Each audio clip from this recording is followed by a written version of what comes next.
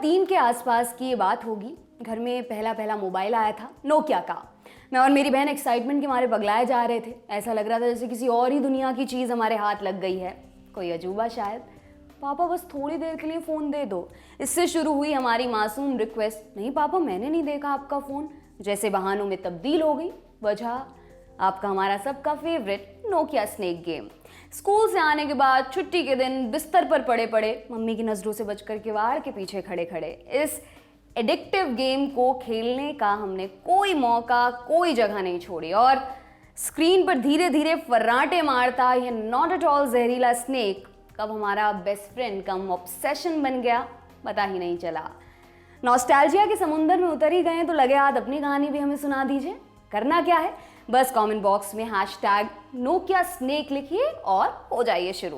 तो दोस्तों, एक कहानी आपने मेरी सुनी, एक कहानी आपने अपनी सुनाई या मन ही मन याद की, और एक कहानी अब नोकिया स्नेक की भी सुन लीजिए। पर इससे पहले मैं शुरू करूं, आपको बता देते हैं अचानक हमारा नोकिया स्नेक की नॉस्टैल्जिक यात्रा करने का प्लान बना कैसे। हालांकि मेरी ज़्यादातर चीज़ें रैंडम होती हैं, पर इसके पीछे वाजिब वजह है।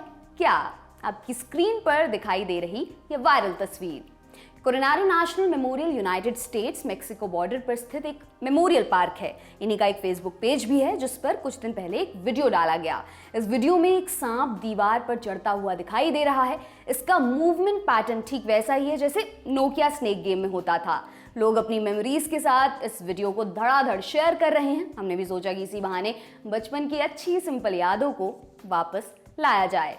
हमारा इरादा अगर आपको नेक मालूम पड़ रहा है तो तैयार हो जाइए स्नेक भैया के साथ एक बढ़िया से टाइम ट्रैवल एक्सपीरियंस के लिए।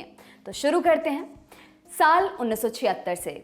इसी साल ब्लॉकेड नाम का एक आर्केड गेम मार्केट में आया। ग्रेमलिन इंटरैक्टिव नाम की कंपनी ने इसे बनाया था। 2 प्लेयर्स वाले इस गेम को ही स्नेक गेम का शुरुआती रूप माना जाता है। ब्लॉकेड में प्लेयर्स एरो कीज की मदद से कैरेक्टर को इधर उधर घुमाते थे। जैसे जैसे गेम आगे बढ़ता, कैरेक्टर एक सॉलिड ट्रेल अपने पीछे छोड़ता जाता। जीतने की शर्त भी वही होती कि बिना किसी चीज से टकराए ज्यादा देर तक टिके रहना है। Bigfoot, bonkers, worms, nibbler, blockade के कॉन्सेप्ट ने नोकिया स्नेक से पहले कई और गेम्स को भी इंस्पायर किया था। आपको यह भी बता देते हैं कि 1996 में नेक्स्ट जनरेशन द्वारा top 100 games of all time में स्नेक को 41वां स्थान मिला था। फिर आया साल 1997। नोकिया ने एक मॉडल निकाला नोकिया 6110 नाम से। यहीं से हुई हमारे बचपन के क्रांतिकारी गेम स्नेक की शुरुआत। इसे प्रोग्राम किया था टानिली एरमांटो नाम के व्यक्ति ने। टानिली 1965 में जन्मे थे। उस वक्त कंप्यूटर लग्जरी हुआ करता था, मोबाइल गेम्स का तो नामो निशान ही नहीं था। बोर्ड गेम्स ही टानिली के दोस्त थे। कंप्यूटर से उनकी पहली मुलाकात टीनेज में हुई, स्कूल के दौरान। उन्हें कंप्यूटर बड़ा फैसिनेटिंग लगा, क्यूरियोसिटी होने लगी, कैसे चलता है, क्या क्या करता है, सब कुछ उन्हें जानना था। टानिली की तरह कुछ और बच्चे भी थे, सब कुछ जानने के इच्छुक। नतीजा, टानिली सहित सभी एक आईटी ग्रुप में शामिल हो गए कंप्यूटर प्रोग्रामिंग सीखने के लिए। फिर टानिली के घर में भी एक कंप्यूटर आ गया। इस कंप्यूटर का नाम था कॉमोडोर 64। यहीं से उन्होंने तय कर लिया कि कंप्यूटर प्रोग्रामिंग में ही उन्हें अपना करियर बनाना है। स्नेक गेम भी इसी लाइफ डिसीजन का एक आइकॉनिक परिणाम था। टानिली और टीम ने स्नेक को डेवलप करते हुए 3 चीजों का खास ख्याल रखा: कम मेमोरी, साफ सुथरा डिस्प्ले और मूवमेंट के लिए कम से कम कीज इस्तेमाल हो। जब इस गेम की टेस्टिंग की जा रही थी तो टानिली ने एक चीज नोटिस की, वो यह है कि स्क्रीन की एज की तरफ जाते हुए बिना टकराए 90 डिग्री का टर्न लेना स्नेक के लिए खासा मुश्किल है। उन्होंने सोचा क्यों ना प्लेयर्स की फ्रस्ट्रेशन को कम किया जाए, उनकी मदद की जाए। इसी वजह से उन्होंने क्रैश की स्थिति आने पर छोटे छोटे डिलेज गेम में जोड़ दिए। मतलब अब प्लेयर को क्रैश से पहले रिएक्ट करने के लिए कुछ मिली सेकेंड्स का वक्त और मिलने लगा ताकि वो अपने स्नेक को बचा सके। अब ज़्यादा स्पीड में भी खेलना प्लेयर्स के लिए कुछ आसान हो गया। स्नेक गेम को नोकिया के लिए इंट्रोड्यूस करने वाले टानिली एरमांटो बहुत लंबे समय तक पर्दे के पीछे ही रहे। हालांकि उनके काम को बाद में पहचान भी मिली। 2005 में उन्हें मोबाइल एंटरटेनमेंट फोरम ने एक स्पेशल अवार्ड से नवाजा, मोबाइल एंटरटेनमेंट इंडस्ट्री की ग्रोथ में योगदान के लिए। वायरल का कॉन्सेप्ट आने से पहले स्नेक गेम वायरल था, पर अपने सबसे फेमस रूप यानी स्नेक 2 में यह पहुंचा नोकिया 3310 के जरिए। साल 2000 में लॉन्च हुए इस फोन की उस साल 126 मिलियन यूनिट्स बिकी।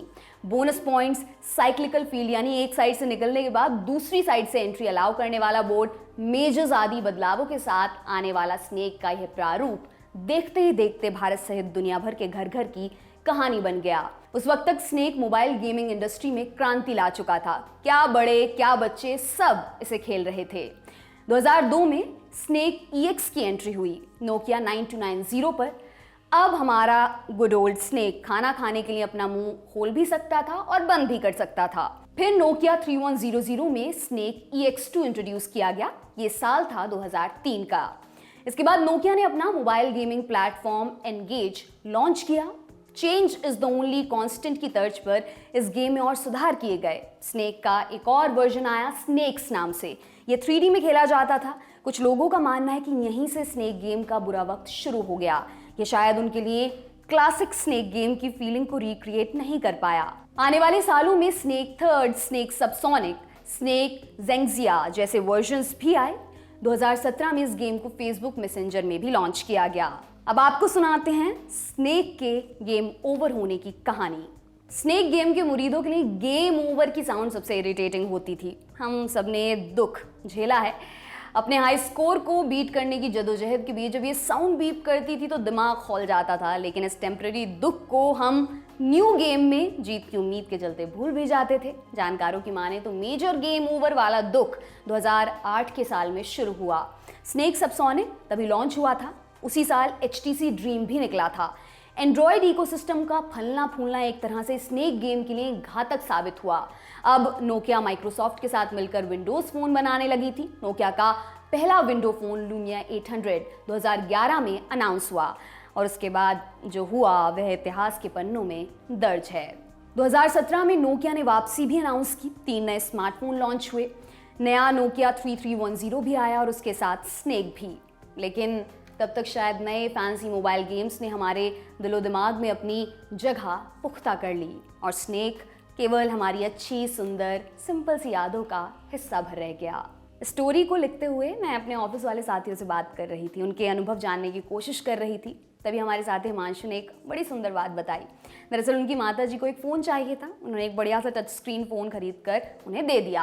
पर माँ ने डिमांड की बटन वाले फ़ोन की, तो लाया गया नोकिया 3310। क्यूट सा फ़ोन है, उन्हें पसंद आया और अब बढ़िया स्नेक वाला गेम इसमें खेलती हैं जमकर। हम तो अपना नॉस्टैल्जिया बस डिस्कस कर लेते हैं। माँ हमारा नॉस्टैल्जिया एक फ्रेश अवतार में जी रही हैं और सबसे ज़रूरी बात, उन्हें यह सब अच्छा लग रहा है। तो दोस्तों, इसी अच्छे नोट पर विदा लेती हूँ। उम्मीद है आपका वीकेंड अच्छा जा रहा होगा। अपना खूब ख्याल रखिए। दी लल्लन टॉप देखने के लिए बहुत बहुत शुक्रिया।